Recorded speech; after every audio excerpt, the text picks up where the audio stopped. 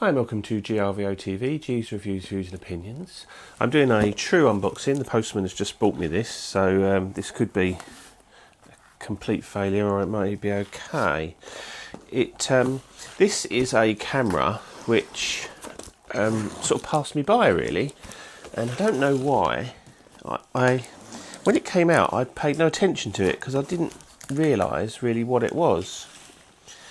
And it is in actual fact the successor to the camera that I used to have, which was the Panasonic GX7, and that was a camera I loved and sold and never really knew why, sort of thing, because it was a great little camera. And here it is, nicely double boxed. Just get rid of that. This is a second-hand one that I've bought, but it's allegedly in near mint condition, so we should be okay. And I paid a reasonably good price for it, just a little bit cheaper than if I'd bought a brand new one, so hopefully it should be all mint condition. Now it's got several names: the Panasonic GX80, the GX85 and the G7 Mark II, and I like to think of it as the G7 Mark II. I think that's its sort of best sort of iteration really.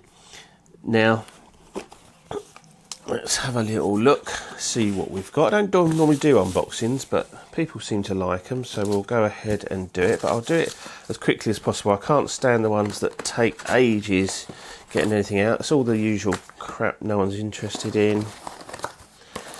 Obviously got a strap, that will stay in there. There's a plug. Oh, well, that's interesting. It's got a plug and a USB, looks like a mini USB charger. So that indicates to me that this is a camera that you charge the battery while it's in the camera. There's no external charger. So that would be interesting to see as well if the batteries are the same as my GX8, G6 and G7, which are currently all the same battery. In this little pouch here, there's nothing else in the box. We'll just go through some of the stuff on the box. 4K, obviously micro four thirds, post focus, 4K photo, 16 megapixel sensor but with no low pass filter.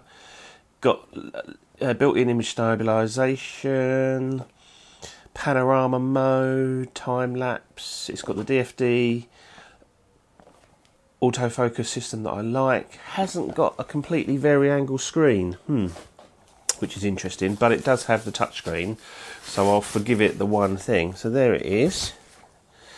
I've got this with the 12 to 32 kit lens, which is a nice little lens actually. I'm impressed with that right off the bat. Wow. First thing you notice is the weight of it. My goodness. Compared to... Wow, I'd have to get those on the scales, you know, that doesn't seem much different in weight to my GX8. If anything, they feel heavier. Blimey, what have they made out of? Lead? It's really heavy. No, it's not heavy as in, you know, too heavy to carry around all day. It's just, for its size, it seems heavy. Let's have a look at the battery. Oh, it looks different. A BLG10E. No, that's different. That's a shame. It's not the same battery as all the other millions I've got, which is a shame. Yeah, the screen only flips out level and down. Let's see if we've got any power in it. A little on and off switch there. Please rotate the zoom ring to extend the lens. I hate that on these lenses. The lens I'm using on the camera that I'm recording on is the old 14 to 42 pancake with the power zoom. It's a much wider lens, but it's still just as sort of shallow, and it's that extending, but you don't have to unlock anything. So for me to get this camera from sort of fully off to on, you've got to turn it off, and then so you've got to do two things, whereas on that you just turn it on, and even the lens cap, no, it hasn't got a built-in lens cap, that's it. You can buy a built-in lens cap for it, separate. But yeah, take the lens cap off, turn it on, and you're ready to go. This one, take the lens cap off, turn it on, then you have to twist to extend the lens. All looks good. There's a little bit of charge in it. Typical Panasonic autofocus. You cannot beat the autofocus on these. That's the, when I'm looking at things like the XT2 and different cameras, they never seem to autofocus as quick as these do. They're just virtually instant. Got a little pop-up flash, bounceable, which is nice. Battery's just gone flat, which is a shame. Got the usual mode dial, PASM dial, got one front dial with the shutter button in it, a rear dial which is pushable, function button, functions 1, 2, 3, about 4 function buttons, which is nice. Yeah, overall, hot shoe, little viewfinder. The viewfinder doesn't tilt anymore like the G7 and the GX8, but to be honest, I don't think I've ever actually used it. I can't think of a time I've ever actually used it. Dials feel nice. D-pad, all the same functions as I'm used to. I really like this little lens. I mean, apart from the fact that you have to turn it to open it, it is a nice dinky little lens.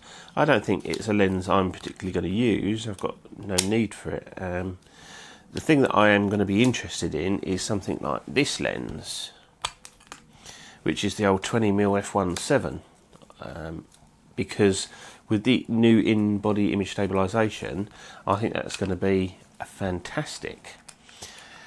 So far, I'm happy with it. The only thing that surprises me the most is the weight of it. It really, and there's something rattling, but I think it's just the battery. Let's just take the battery out. Oh no, it's the image stabilisation, I think.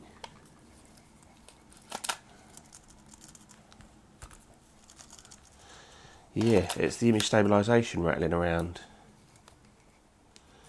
Yeah, let's just turn it back on. See if I can get some power out of it. Yeah, because once you turn it on, that stops that rattling. That's the image stabilisation, that's the sensor and that moving around. A bit disconcerting, but that's fine. Right, so that's just my initial thoughts. Well, looks nice. Yeah, I'm really impressed with that actually. A really nice little camera. I'm going to obviously compare this to the G7 and also the GX8, because although it's sort of technically in a bracket below the GX8, it does offer some quite interesting features, although without the vari-angle screen, I don't think it's one that I would swap, but there's definitely some pros and cons to both of these cameras. As I say, I'll get the G7 in as well, and we'll compare it to that and see how we go. But for now, this is GRVOTV, G's Reviews, Views and Opinions, just with my initial thoughts on the Panasonic Lumix GX80/85/GX7 Mark II. Cheers, I'll see you, bye.